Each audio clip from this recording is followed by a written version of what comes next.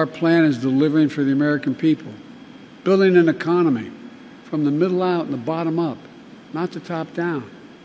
That's what I said I was going to do. That's what I tried to do as a senator and vice president. But because when we do that, the poor have a ladder up and the middle class does well, and the wealthy do well, although they should be paying a hell of a lot more taxes.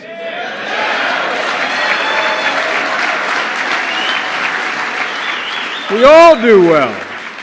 It's called Bidenomics. If you notice, all the major economists who are talking about there's going to be a recession next week, next month, all of a sudden, they're seeing the Lord.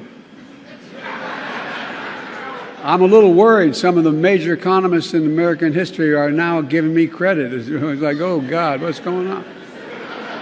But look, all kidding aside, this is a fundamental break from what used to be called trickle-down economics that some Democrat presidents did as well as Republican. You know, I sat not a lot trickle-down on my dad's kitchen table growing up. There wasn't a lot. The idea was that the wealthy do very well, there'll be a lot left over, and it'll trickle down to ordinary folks. Well, guess what? That trickle-down economy was supercharged by my predecessor. It cut taxes for the very wealthy and the biggest corporations. It shipped good-paying jobs overseas because labor was cheaper. It shrank public investment in infrastructure and education, invested less. It hollowed out entire communities, closing factories. I'm not making this up. You know this to be true. Closing factories, attacking unions, leaving too many Americans behind. In fact, when Donald Trump was in office, 6 auto factories closed around the country. Tens of thousands of auto jobs were lost nationwide during Trump's presidency. During my presidency, we've opened 20 auto factories and more to come.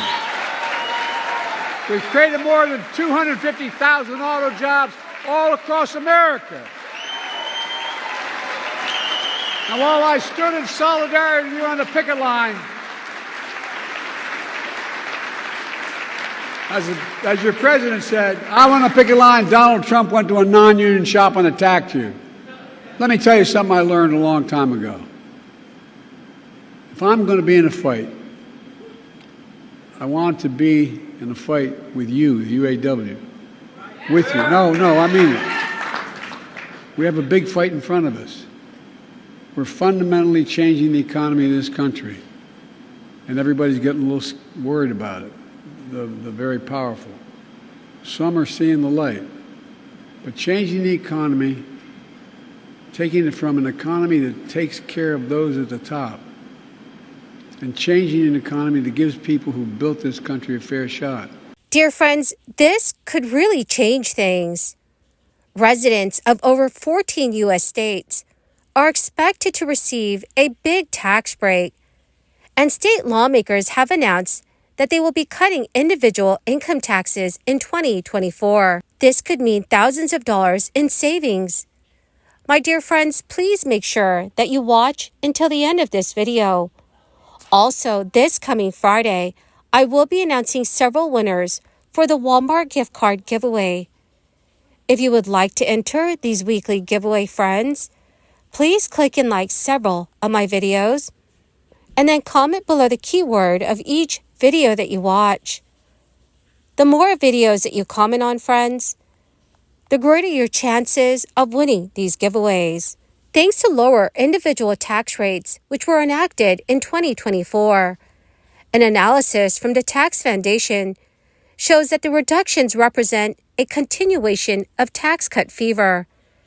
The drive to cut state taxes began during the crisis, when many states found themselves flush with tax revenue.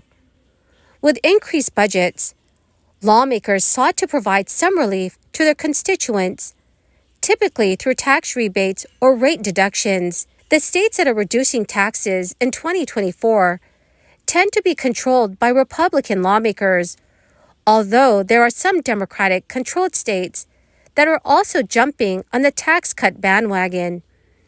CBS News has confirmed that Connecticut is reducing its tax rates for low and middle-income residents, while keeping its highest marginal rate unchanged. Manish Bhatt, a senior policy analyst at the Tax Foundation, has said that lowering tax rates can help make a state more competitive, potentially drawing remote workers and businesses within their borders. Bhatt told CBS News, "The last few years have been incredibly fast-paced in the world of tax rate cuts, and they are to find a competitive edge over either neighboring states or around the nation." That logic begs the question of whether people and businesses are incentivized to move in pursuit of lower tax rates. While some researchers have found that Americans shifted to low tax states in recent years, it could be that some of those taxpayers moved because they were in search of a new job, better weather, or lower housing cost. Other research has found little evidence that lower tax rates drive migration. For instance, even if people move to lower tax states, they are often replaced in higher tax states by new people moving in.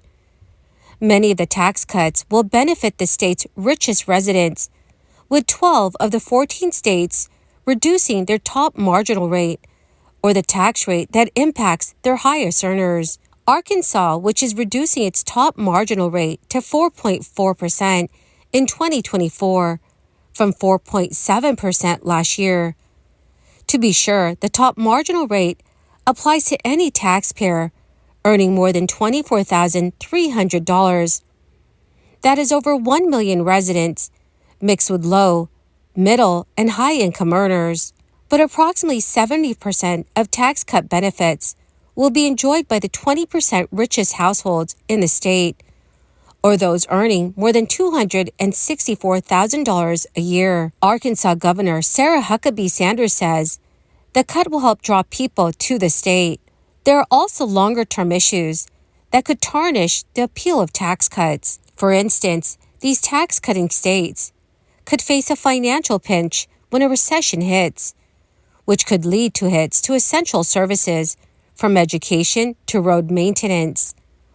One such example of a tax cut that backfired occurred in Kansas over 1 decade ago.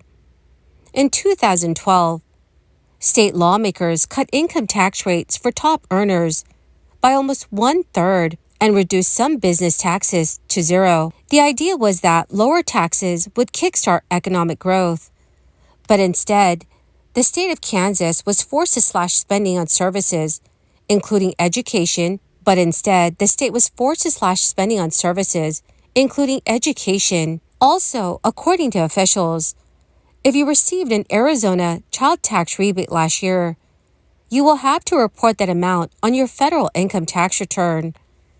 The Internal Revenue Service has classified the rebate payments as taxable income, meaning that some Arizona families might have to pay taxes on the money that they had received. The Arizona Department of Revenue recently confirmed this news about the Arizona Families Tax Rebate.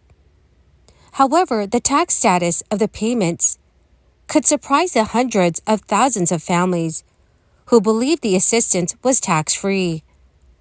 Meanwhile, Arizona is facing a budget shortfall for the current fiscal year, and Congress is considering potential changes to the federal child tax credit that could help an estimated 15 million children and their families. Well, my great and beautiful friends, that is the end of my daily stimulus update video for today.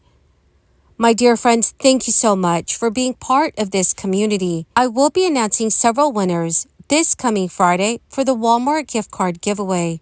If you would like to enter the weekly giveaway, friends, please click and like several of my videos and then comment below the keyword of each video that you watch. The more videos that you comment on, friends, the greater your chances of winning these giveaways. Thank you and have a wonderful and very blessed week.